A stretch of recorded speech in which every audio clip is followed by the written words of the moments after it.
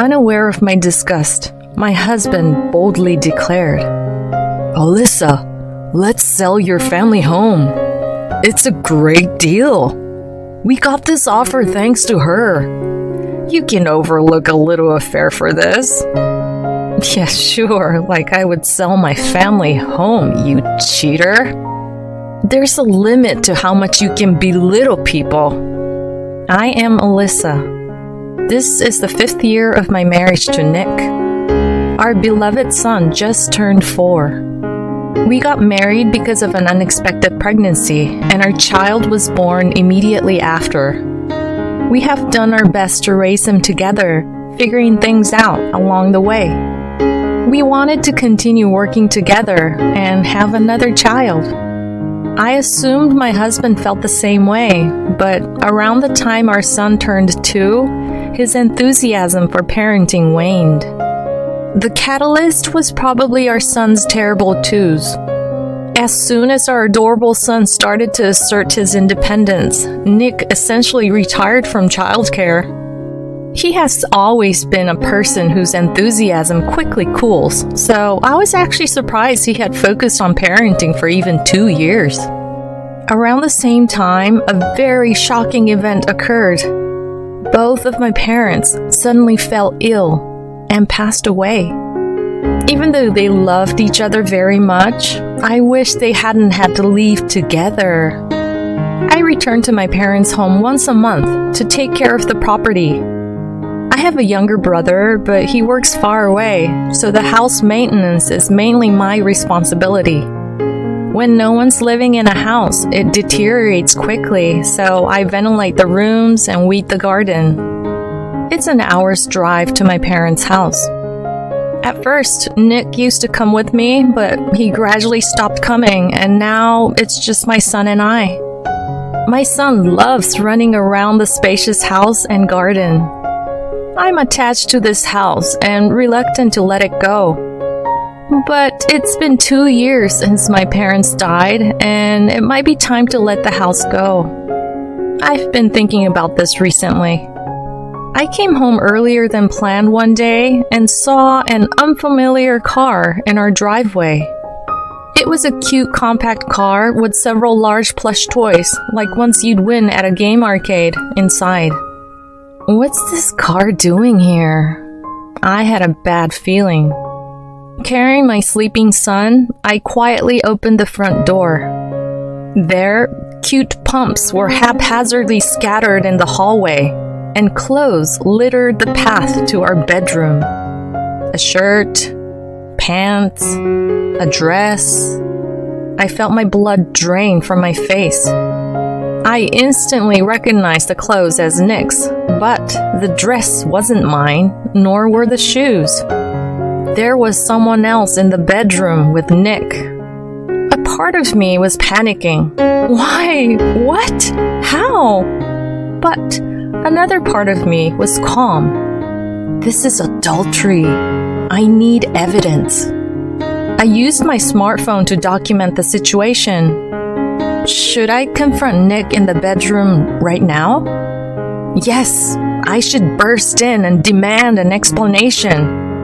But then my sleeping son made a little sound. This snapped me out of it. If Nick lost his temper or the woman got violent, my son could be in danger. I had never thought Nick would be that kind of person, but suddenly, I was worried. Biting my lip in frustration, I decided against barging into the scene. I went back to my car and took a deep breath. I wouldn't let this man get away with this. Just before the time Nick was expecting us home, the front door opened. A flashy woman and Nick came out. They were all smiles, waving goodbye, and even sharing a kiss. I made sure to capture this scene with my phone. I had left my son with a friend. She had agreed to watch him for a couple of hours without any explanation. "I don't know what happened, but you can talk to me about anything," she told me. It was reassuring and comforting. As soon as the woman left, I got out of my car. First, I would corner Nick, then deal with the woman. With the mindset of a challenger entering a martial arts dojo, I opened our front door. "I'm home." "Oh, you're early," he responded, clearly flustered. Of course he was. His clothes were still strewn across the floor. The bedroom was probably a mess. That woman, if she was gonna have an affair, she should have cleaned up before leaving. Who was that woman just now? Huh? Just now? Nick's flustered response ignited my anger. What the? I have proof, you know. Don't play dumb. Admit you cheated, you scum. How did you feel kissing her at the front door? No way. Nick looked like a fish out of water, opening and closing his mouth. Well, who is she? What's going on? How long has this been going on? Well, she was introduced by a senior colleague. We've been seeing each other since last Valentine's Day. Last year? Surprisingly long. Plus, around last Valentine's Day was when he lost his enthusiasm for parenting. So he was neglecting our beloved son for his mistress? Unbelievable. Nick was flustered, his hands and eyes moving about erratically. I have something to tell you. Just wait a sec, he said, and rushed to the living room. He came back with a stack of papers. Look at this. He shoved the papers into my hands. I reluctantly looked at the papers. What's this? A real estate sales contract? That's right. What the F is this? Is this some sort of quiz? Here's the question. When a wife confronts her husband about his affair, he pulls out a real estate sales contract. What is the husband trying to communicate? As if I know the answer to such a difficult question. I skimmed through the papers while feeling increasingly irritated. As I read further, I felt a sense of urgency that this could not be overlooked. That's because those papers detailed the sale of my parents' house. Wait a minute. Why are you selling my parents' house? The affair was shocking, but the selling of my family home was out of the blue. The answer to the earlier quiz seems to be, I cheated in order to make a real estate sale. The truth of the matter was becoming more and more distant. My husband started talking. The woman earlier, Cindy, she knows an amazing woman. Her name is Jessica, and she runs various businesses and also holds seminars. I've attended several of her seminars with Cindy, and she's really incredible. Both my mom and dad completely trust Jessica. She even knows many celebrities. And Jessica is saying she will buy your parents' house. She can purchase the property cheaper than the market value, and we can make more money than selling through a real estate agent. I met with Jessica today and made the contract. Okay. In addition to Cindy, a new character named Jessica appeared. She knew celebrities, she held seminars, she was involved in real estate. My husband was excited.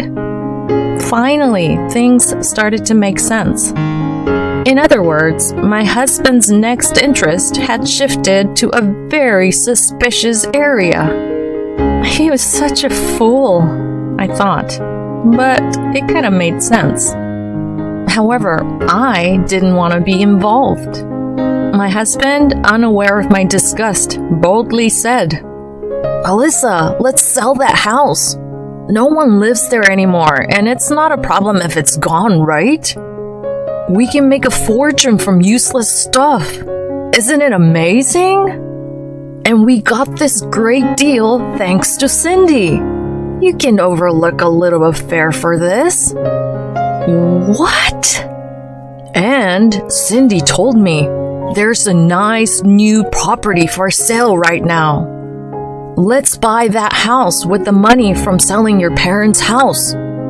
What the hell are you talking about? I'm talking about the future. It's a large and beautiful house, and there's also a guest room. I can hold seminars there. On days when there's no seminar, I can invite Cindy over. Isn't it a great idea? I was dumbfounded. I felt all the strength leaving my body. You're being scammed. It's a shady business. You should back out. I almost said that, but I stopped. And here's the next question. Why didn't the wife try to warn her deceived husband? The answer is simple. Because he is no longer going to be her husband. Overlook a little affair? What is he saying, trying to sell my precious family home without permission? Inviting Cindy into the guest room? What is he planning to do in a house where our son and I live? I can't believe I've been married to such an idiot for 5 years. No, I said from the bottom of my stomach. I refuse. I won't let go of my parents' house for a bonehead like you disgusting man. I was surprised that the word bonehead came out of my vocabulary, but at this point, I didn't care. What did you say? That's a problem. I would lose Jessica's trust. I don't give a shit. I threw the stack of papers away. I'm gonna leave this house. Where's my travel bag? Oh, it's in the bedroom. The place where the idiot husband and Cindy were fooling around. Damn it. I don't want to go in, but I have no choice but to go get the bag. Ignoring the annoying crying Nick, I packed my belongings. Mine and my son's. And then I took everything important and ran away from home. I couldn't bear to stay there any longer. As I rushed out of the house, I went to pick up my son. I explained to my friend that I had walked in on my husband's affair and handed her thank you sweets for accepting my sudden request. She was sympathetic and worried. I then knocked on the door of a lawyer's office and told them that my husband was trying to sell property that I owned without my consent. I also told them about his bizarre obsession with the suspicious seminars. The lawyer listened to my concerns empathetically. The consultation fee of $50 for 30 minutes was not cheap. I paid a total of $200 for 2 hours. But it was worth it because I learned as many measures as possible. My husband called me around noon the next day. Hey, let's talk. This was his lunch break at work. According to my brilliant deduction, he had cried to his parents the night before, overslept in the morning, and finally called me at lunch. His tone suggested that my anger should have cooled by now. Yes, it's completely cooled. My love for you, that is. Yeah, I thought we needed to talk too. I thought so. I was mad at you because you ran out all of a sudden. Oh, infuriating. But I have to be patient. Arguing over every single thing won't get us anywhere. I wonder if it's possible for us to continue as husband and wife. I don't think we can. I can't trust you if you don't understand the greatness of Jessica and Cindy. If you were willing to go to the next stage with me, like my parents, I think we could continue as a couple. I can't do that. What the F does he mean by the next stage? I should refrain from unnecessary retorts for now. You can live freely with our son. I'll live happily with Cindy and my parents. Let's divorce. All right, but I won't sell my family home. Ah, about that. His solemn voice brightened a bit. Give me that building as alimony. What? It's natural for you, who can't appreciate the connection I've made with those two, to pay me alimony. Listen, you had an affair. That makes you the guilty spouse. Why should the guilty spouse get alimony? See, that's the difference between you and me. Oh my God. I don't care about your idiotic interpretation of the law of your bonehead republic. Stay away, Alyssa. Stay away. Fine, I'll hire a lawyer. It's better for you to give it up willingly than to go to court. I wonder if my husband has a lawyer who's good at the law in Bonehead Republic. Okay, but I will also hire a lawyer. I'll demand alimony for the affair based on the laws of our country, and child support. And I want a divorce immediately. You're on lunch break right now, right? Let's meet at the city office and submit the paperwork right away. If that's not possible, I'll take the divorce papers to your office right now. Ugh. He let out a deep sigh that grated on my nerves. But the thought of me bringing divorce papers to his office must have been too much for him, and he came to the city office right away. He and I submitted the divorce papers without exchanging a single word. 2 mom friends came with me to sign the witness section. At this point, I wouldn't have minded if Jessica and Cindy had signed. After divorcing my husband, I returned to my hometown with my son.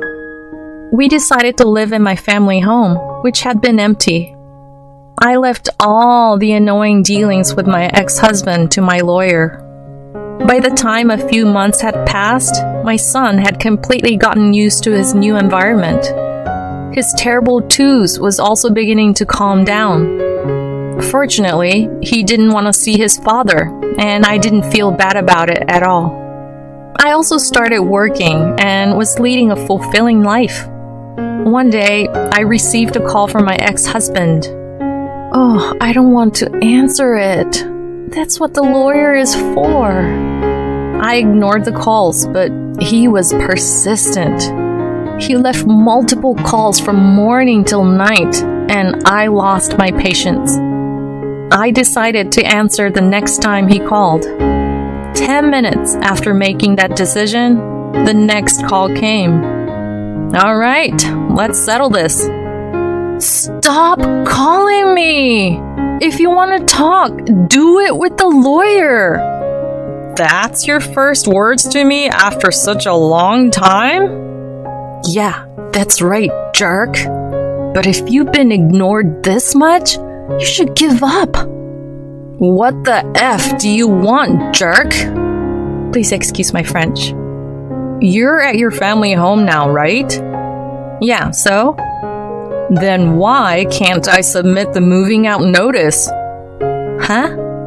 As I coolly responded to my ex-husband's unreasonable outburst, one possibility came to mind. That was advice from the lawyer I consulted with before the divorce. I needed to sell your family home. Tell me your address. Are you still trying to sell it? Well, regardless, my argument will eventually go through, and that house will be sold sooner or later. I just need money urgently because I bought a new house. So I thought I'd get the selling process over with first. No, your argument won't pass. Your lawyer is also a citizen of this country. Both lawyers are looking for a common ground in the discussions.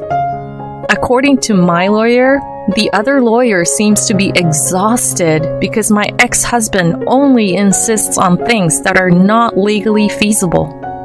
If it comes to a trial, his lawyer will likely resign. By the way, what were you planning to do after learning my address? Jessica told me in detail. She said that if I change your address and register a seal at the new location, the building registration can be changed.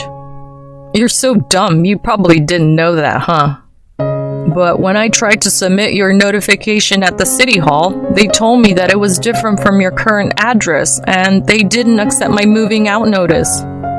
I did put down your family home's address, so what's going on? Seal registration on a moving out notice, huh? That's a serious crime in this country. What? Serious? There's no mistake. This is a trick I was told about by the lawyer I consulted with. Changing someone's address without their permission, registering a seal at the new location, creating a seal certificate, and changing the building registration to sell it. Apparently, there's such a scheme.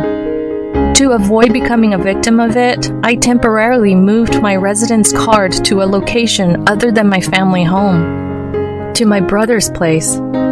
My ex-husband doesn't know my brother's address. He only knows that he's in a different state. And just in case, I've also placed a viewing restriction on my residence card.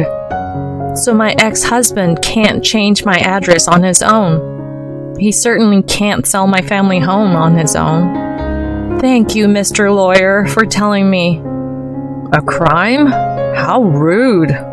I was just doing as Jessica told me. From her point of view, you are just a handyman who would commit a crime for her. Plus, you probably got your mistress to write a letter of attorney for me, didn't you? That's forgery of private documents. There's also the use of forged private documents. What? But I've already signed a sale agreement for your family home with her. Cindy said she has experience in forging letters of attorney, so I left it up to her. Well, then both Cindy and Jessica are accomplices. They're in cahoots to set you up. What? I bet Jessica has given up on my ex-husband's stupidity. The plan to sell the family home was probably revealed to me too soon. The divorce was over in an instant. The discussions related to the divorce are not going well. He can't figure out a plan to steal my family home from me. So, she's probably thinking she can't make any more money from this guy, and she decided to sell him a new house and get out. Well, it's just speculation. As I imagine my ex-husband turning pale over the phone, I feel both pathetic and pitiful.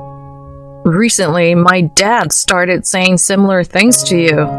That Jessica and Cindy are suspicious, and I should consult with the police. But that can't be. Ooh, his father has regained his sanity. That's good to hear. Even though it's not my business anymore. I think you should listen to your dad. After all, you're a guy who gets heated easily, and when you concentrate, you can't see anything around you. You're just a lost cause who can't tell the difference between right and wrong. So, don't ever contact me again, you idiot. Saying that, I hung up the phone. I felt refreshed after saying what I wanted to say and blocked his calls. Now, it's just a matter of watching from afar. So, this is what happened afterward. My ex-husband heeded his father's advice and ran to the police, and Jessica and Cindy were promptly arrested. It turns out the pair were a couple making a living off scams. As expected, they had been taking advantage of Nick. Without my knowledge, he and his family were swindled out of a significant amount of money. The new house they were introduced to by the two was actually secondhand.